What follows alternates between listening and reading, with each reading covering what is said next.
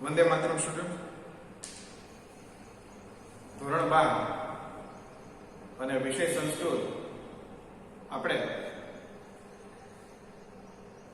વિષય પ્રવેશમાં કયા પ્રકારના પાઠ અને કાવ્યો છે, વ્યાકરણ શું છે એની ચર્ચા કરેલી હતી. ત્યાંથી આગળ પેલું કાવ્ય છે વેદામૃતમ, એનો અભ્યાસ છે શરૂ કરીએ. કાવ્ય છે એટલે સૌથી પહેલા અન્વય લખવાનો થાય, પછી એના શબ્દાર્થ આવશે અને ત્યાર પછી શું આવશે તો કે એનું ભાષાંતર આવશે. ખ્યાલ આવે? એટલે અન્વય, શબ્દાર્થ અને ભાષાંતર એ લખવાનું થશે કાવ્ય, અને પાઠ હોય તો શબ્દાર્થ અને ભાષાંતર. તો વેદામૃતમ એટલે વેદો રૂપી અમૃત. 12મા ધોરણના વિદ્યાર્થી તરીકે ખૂબ જ સામાન્ય એવો પ્રશ્ન કરી શકાય કે આ વેદામૃતમ એટલે સીધું મગજમાં આવશે વેદો. વેદો એટલે કેટલા ને ક્યાં ક્યાં? તો કે એ પ્રશ્નનો જવાબ તો હોય જ તમારી પાસે. તો કે ઋગ્વેદ, યજુર્વેદ, સામવેદ અને અથર્વવેદ. ત્યાંથી આગળ આ વેદોના ઉપવેદો કેટલા ને ક્યાં ક્યાં? તો કે આયુર્વેદ, ધનુર્વેદ, ગંધર્વવેદ અને સ્થાપત્યવેદ. આ એના ઉપવેદો. ત્યાંથી આગળ આ વેદોના અંગો કેટલા અને ક્યાં ક્યાં? તો કે વેદના 6 અંગો છે. ક્યાં ક્યાં? તો કે શિક્ષા, વ્યાકરણ, કલ્પ, નિરુક્ત, છંદ અને જ્યોતિષ. શિક્ષા, વ્યાકરણ, કલ્પ, નિરુક્ત, છંદ અને જ્યોતિષ. આ વેદના 6 અંગો આપણને ખ્યાલ જ હોય. અને આપણું સંસ્કૃત સાહિત્ય 2 ભાગમાં. ક્યાં 2 ભાગમાં? તો કે એક તો વૈદિક સાહિત્ય અને બીજું આવશે શું આવશે તો કે લૌકિક સાહિત્ય. વૈદિક સાહિત્યમાં કોનો સમાવેશ થશે? તો કે વેદો, ઉપવેદો, એના અંગો, આરણ્યકો, ઉપનિષદો, આ બધું વૈદિક સાહિત્યમાં આવશે. અને લૌકિક સાહિત્યમાં કોની સાહિત્ય કૃતિઓ આવશે? તો કે મહાકવિ માઘ, મહાકવિ ભાસ, મહાકવિ કાલિદાસ, દંડી, બાણભટ્ટ, આ બધા છે લૌકિક સાહિત્યમાં એમની સાહિત્ય કૃતિઓ આવશે. તો પેલું કાવ્ય છે વેદામૃતમ. પ્રસ્તાવનામાં જુઓ તો શું લખેલું છે? પાઠ્યપુસ્તક સાથે રાખજો એટલે ખ્યાલ આવશે તમને. સમયાંતરે પ્રશ્નોત્તરી અને જ્યારે પ્રત્યક્ષ રીતે મળીએ ત્યારે પણ શું ભણાવેલું, શું આપણે શીખ્યા છીએ એની ચર્ચા કરીશું.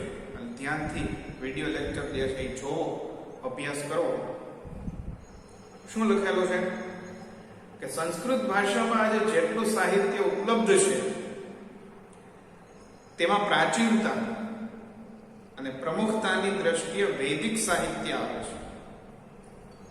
આ વૈદિક સાહિત્યમાં સંહિતા, બ્રાહ્મણ ગ્રંથો, વિસ્તારપૂર્વકનું લખાણ હોય સંહિતા કહેવાય. બ્રાહ્મણ ગ્રંથો યજ્ઞો કેમ કરવા વગેરેની માહિતી. આરણ્યક અને ઉપનિષદો એમ 4 ભાગમાં છે. પરીક્ષાની દ્રષ્ટિએ આ 4 શબ્દો અગત્યના. ક્યાં ક્યાં? તો કે વૈદિક સાહિત્ય કેટલા ભાગમાં છે અને ક્યાં ક્યાં? તો કે સંહિતા, બ્રાહ્મણ ગ્રંથ, આરણ્યક અને ઉપનિષદ 4 થશે. યાદ રાખજો, આપણું વૈદિક સાહિત્ય છે એ ક્યાં ક્યાં ભાગમાં આવશે? સૌથી પહેલું કેવું લખેલું છે જોવો તે શું છે? તો કે સંહિતા. શું આવશે? સંહિતા. પછી બ્રાહ્મણ ગ્રંથ, બ્રાહ્મણ ગ્રંથ. પછી આરણ્યક અને ઉપનિષદ. વેદાંત પણ તરીકે ઓળખાય છે. વેદના અંત ભાગમાં આવતા હોવાના કારણે વેદાંત તરીકે પણ ઓળખાય છે. એટલે આ 4 કેમાં આવશે? તો કે વૈદિક સાહિત્ય. વૈદિક સાહિત્ય જે છે આપણું 4 ભાગમાં છે. ક્યાં ક્યાં? તો કે સંહિતા, બ્રાહ્મણ ગ્રંથો, આરણ્યક અને ઉપનિષદ. ત્યાંથી આગળ સંહિતા ભાગમાં મંત્રોનો સંગ્રહ છે. જ્યારે બ્રાહ્મણ ગ્રંથો સંહિતામાં સંચવાયેલા એક મંત્રનું ભાષ્ય છે, વિસ્તારપૂર્વકનું લખાણ. બ્રાહ્મણ ગ્રંથોમાં સંહિતા ગ્રંથોમાં સંગ્રહિત મંત્રનો અર્થ બતાવીને એનો વિનિયોગ એટલે કે ઉપયોગ કરવામાં આવેલો છે. અહીં વિનિયોગનો આશય દૈનિક જીવનના કે અમુક કર્મકાંડના કયા તબક્કે કયા પ્રસંગે કયો મંત્ર બોલવો ઉપયોગમાં લઈ શકાય એ બતાવવાનો છે. મનુષ્ય જીવનમાં દૈનિક જીવન શૈલી છે એ તો કર્મ તરીકે આવે છે, જીવનના ભાગ તરીકે આવે છે, દિનચર્યાના ભાગ તરીકે આવે છે. પણ એમાં સૌથી અગત્યનું હોય તો એ યજ્ઞ છે. એટલે યજ્ઞ સમયે કયા મંત્રો જે બોલવાના હોય છે, વિસર્જન સમયે કયા મંત્રો બોલવાના હોય છે, યજ્ઞની શરૂઆત કરતી વખતે જે જગ્યાએ આપણે બેઠા છીએ એ જગ્યાની પવિત્રીકરણ એટલે શુદ્ધિકરણ થયા માટે કયો મંત્ર બોલવાનો હોય છે વગેરેની માહિતી એમાં આપેલી હોય છે. એટલે એમાં સંહિતા, ભાષ્ય, વિસ્તારપૂર્વકનું લખાણ વગેરે જે માહિતી એમાં મળે છે. બીજા પેરેગ્રાફમાં હવે તમે જુઓ, પાઠની મૂળભૂત માહિતી હવે આ કાવ્યની માહિતી હવે શરૂ થાય છે. પહેલું શીર્ષક તમે જો શું લખેલું છે? પ્રણમાજ્જરી લખેલું છે. કેટલા શીર્ષક આપેલા છે કાવ્યમાં? તો કે 4 શીર્ષક આપેલા છે. હવે એક એક શીર્ષક અંતર્ગત કયા કયા મંત્રો આપેલા છે એની માહિતી આપણને મળશે. એટલે બીજા પેરેગ્રાફમાં લખેલું છે કે આ પરંપરામાં રહીને પ્રસ્તુત પાઠમાં દૈનિક જીવનના આરંભમાં ઉપયોગી બની રહે તે માટે પ્રણમાજ્જલિ, પ્રાર્થના, સંકલ્પ અને વેદોપદેશ 4 શીર્ષક છે. ક્યાં ક્યાં? પહેલું શીર્ષક શું છે? તો કે પ્રણમાજ્જલિ છે. પહેલું શીર્ષક શું છે? તો કે પ્રણમાજ્જલિ. બીજું પ્રાર્થના, ત્રીજું સંકલ્પ અને ચોથું વેદોપદેશ. વૈદિક મંત્રો આપેલા છે બધા. 4 શીર્ષકની અંદર આપણને 2, 2, 4 અને 2, 6 આમાં 2 મંત્રો છે.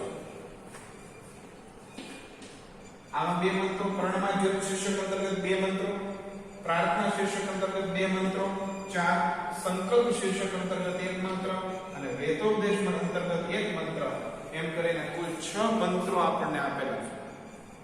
બધા જ મંત્રો છે, એક પણ શ્લોક છે નહીં, કેમ કે બધા વેદના મંત્રો છે. વેદના પદ્યોને મંત્ર કહેવાય. એટલે આગળ જો પ્રસ્તાવનામાં એ 4 શીર્ષકથી ઋગ્વેદ, યજુર્વેદ અને અથર્વવેદના 6 મંત્રોને પસંદ કરીને મૂકવામાં આવેલા છે. 2 ને 2, 4 ને 2, 6 મંત્રો. આગળ દૈનિક જીવનનો પ્રારંભ પ્રણમાજ્જલિથી થાય તે ઈષ્ટ છે, ઈચ્છિત છે. આ પ્રણમાજ્જલિ મંત્રમાં રૂપક અલંકારનો પ્રયોગ છે, એ અગત્યનો નથી આપણા માટે. એ પછી જેને પ્રણમાજ્જલિ સમર્પિત કરી છે તેની સમક્ષ પ્રાર્થના પ્રસ્તુત છે. હું તમને સમજાવું આગળ શું કહેવા માંગે છે. પ્રાર્થના માટે ઉપયોગમાં લઈ શકે એવા 2 મંત્રો છે. પ્રથમ મંત્રમાં એકની સાથે 6 બાબતોની અને બીજા મંત્રમાં બુદ્ધિની પ્રાપ્તિ થાય એવું સમજાવેલું છે. પ્રાર્થના શીર્ષક અંતર્ગતની વાત કરે છે. પ્રાર્થના પછી સંકલ્પ માટે વિનિયોગ થઈ શકે એવો મંત્ર છે. આ મંત્રમાં ભક્ત પોતાનું મન છે શિવ એટલે કે કલ્યાણકારી વિચારો વાળું થાય એવું કહે છે. કલ્યાણકારી વિચારો વાળું બને પોતાનું મન. કેમ કે મનમાં જેવા શુદ્ધ વિચારો આવે એવો જ વ્યવહાર કે વર્તન રહેશે. બરાબર? કોઈક નડતરરૂપ થવાનો વિચાર આવે તો વર્તન એવું થાય, અને કોઈકને મદદરૂપ થવાનો વિચાર આવે તો વર્તન એવું થાય. એટલે વિચારનો પ્રભાવ વર્તન ઉપર પડે છે. અને વિચાર મન કરે છે. એટલે મનુષ્યનું મન જે છે અતિશય કલ્યાણકારી વિચારો વાળું બની રહે એવી પ્રાર્થના, એવી યાચના દેવો પાસે કરેલી છે, ઈશ્વર પાસે કરેલી છે. શિવ સંકલ્પ તન મે મનઃ શિવ સંકલ્પમ અસ્તુ એવું શ્લોક પૂરો થાય ત્યારે શબ્દ આવશે. જો ત્રીજા શ્લોકમાં તમે જો સંકલ્પ શીર્ષક અંતર્ગત છેલ્લો શબ્દ તમે જો બીજી લીટીમાં, ત્રીજા મંત્રમાં બીજી લીટીમાં છેલ્લા શબ્દ જો તન્મે મનઃ શિવ સંકલ્પમ અસ્તુ, મારું તે મન છે કલ્યાણકારી વિચારો વાળું થાવ. એ મન કેવું છે એના જુદા જુદા વિશેષણો એમાં પ્રયોજેલા છે.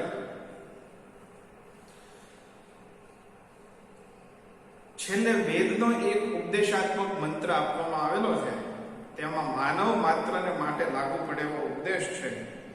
અનાજ જે છે એ વેચીને ખાવું જોઈએ એવો ઉપદેશ પ્રાપ્ત થાય છે એમાંથી. અને છેલ્લા પેરેગ્રાફ તમે વિષય પ્રવેશમાં જો તો શું આવશે? આ બધા વેદ મંત્રોમાં રહેલું ભાવ તત્વ વ્યક્તિના દૈનંદિન અર્થાત એટલે કે રોજબરોજના જીવનમાં કેવી રીતે ગૂંથાયેલું છે, વણાયેલું છે તેની સમજ આપે છે.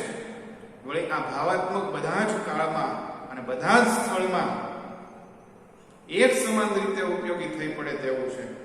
તેમાં કોઈ વ્યક્તિ કે જાતિ, સ્થળ કે કાળનો કોઈ ભેદ દ્રષ્ટિગોચર થતો નથી, એટલે કે નજરે પડતો નથી. ટૂંકમાં આપણું જે આ કાવ્ય છે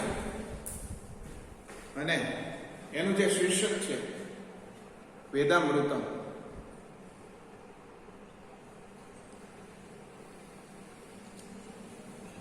એની અંતર્ગત આપવામાં આવેલા જે મંત્રો છે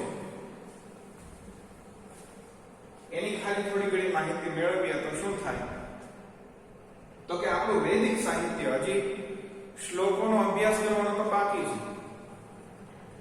વેદામૃતમ જે શીર્ષક આપેલું છે એ શીર્ષક અંતર્ગત આપવામાં આવેલા મંત્રો છે એમાં કેવા વિષય વસ્તુનું વર્ણન છે એની માહિતી આપણે ખાલી મેળવીએ છીએ. તો વેદામૃતમ છે એટલે વૈદિક સાહિત્યનો પરિચય આપણે મેળવવો પડે. એટલે ખાલી માત્ર ને માત્ર એટલું જ લખેલું છે કે વૈદિક સાહિત્ય કેટલા ભાગમાં? તો કે 4 ભાગમાં. ક્યાં? સંહિતા, બ્રાહ્મણ ગ્રંથ, આરણ્યક અને ઉપનિષદ. યાદ રાખતું જો સાથે સાથે થોડું વૈદિક સાહિત્ય છે કેટલા ભાગમાં? તો કે 4 ભાગમાં. ક્યાં ક્યાં? તો કે સંહિતા, બ્રાહ્મણ ગ્રંથો, આરણ્યકો અને ઉપનિષદ. 4 ભાગ પૂરું. વૈદિક સાહિત્ય 4 ભાગમાં. આપણા વેદામૃતમ કાવ્યની અંદર કેટલા શીર્ષક છે? તો કે 4. ક્યાં ક્યાં? તો કે પ્રણમાંજલિ, પ્રાર્થના, સંકલ્પ અને વેદોપદેશ. પ્રણમાંજલિ, પ્રાર્થના, સંકલ્પ અને વેદોપદેશ. પ્રણમાંજલિ અંતર્ગત કેટલા મંત્રો છે? તો કે 2. પ્રાર્થના શીર્ષક અંતર્ગત કેટલા મંત્રો આપવામાં આવેલા છે? તો કે 2. 4 મંત્રો થયા. સંકલ્પ અને વેદોપદેશ અંતર્ગત એક એક મંત્ર, એટલે કુલ કેટલા મંત્રો થયા છે? તો કે 6. પ્રણમાંજલિ જે છે એટલે કે 2 હાથ જોડીને પ્રણામ કોને કરવામાં આવેલા છે? તો કે બ્રહ્મા. અહીંયા જ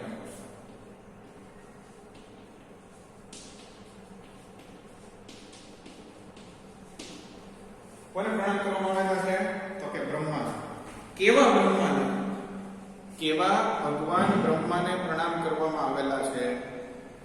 તો કે યસ્ય શબ્દથી મંત્રની શરૂઆત થાય છે. ખાલી ગુજરાતી તમને કહું તો એવું થાય કે જે ભૂમિદેવ છે જેમના યથાર્થ જ્ઞાનનું સાધન છે, અંતરિક્ષ ઉદર છે, ઉદર એટલે કે પેટ છે, જેમણે મસ્તક પર ધ્રુવ લોકને દીવમ શબ્દ આપેલો છે. દીવમ એટલે કે ધ્રુવ લોકને, ચક્ર એટલે કે ધારણ કરેલો છે, ધ્રુવ લોક એટલે કે સ્વર્ગ લોક થાય. તસ્મૈ જશ્ય બ્રહ્મણે નમઃ. શ્લોક પૂર્તિ કદાચ હોય છે આ કાવ્યમાં, સ્વાધ્યાયમાં તમે જો આવ્યું છે પેજ નંબર 5 ઉપર શ્લોક પૂર્તિ પૂછેલી છે. બરાબર? એટલે શ્લોક પણ સરળતાથી યાદ રહે એવા છે. તમે આ પ્રણમાંજલિ શીર્ષક છે એની અંતર્ગત આપવામાં આવેલા 2 મંત્રો ઉપર નજર કરો તો 2 મંત્રમાં બીજી લીટીમાં છેલ્લા શબ્દો સરખા આપેલા છે. તસ્મૈ જ્યેષ્ઠાય બ્રહ્મણે નમઃ. એમ જ થાય. તસ્મૈ જ્યેષ્ઠાય બ્રહ્મણે નમઃ. તેવા જ્યેષ્ઠ બ્રહ્માને નમસ્કાર. કેવા જ્યેષ્ઠ બ્રહ્માને નમસ્કાર? જુદી જુદી ઉપમાઓ આપેલી છે. આપણે ખાલી અત્યારે યાદ એટલું રાખવાનું છે કે પ્રણમાંજલિ જે શીર્ષક છે એ અંતર્ગત શું આવશે? તો કે ભગવાન બ્રહ્માને પ્રણામ કરેલ છે. પછી પ્રાર્થના શીર્ષક અંતર્ગત ઇન્દ્ર દેવતાઓ પાસે યાચના કરેલી છે. શેની યાચના કરેલી છે?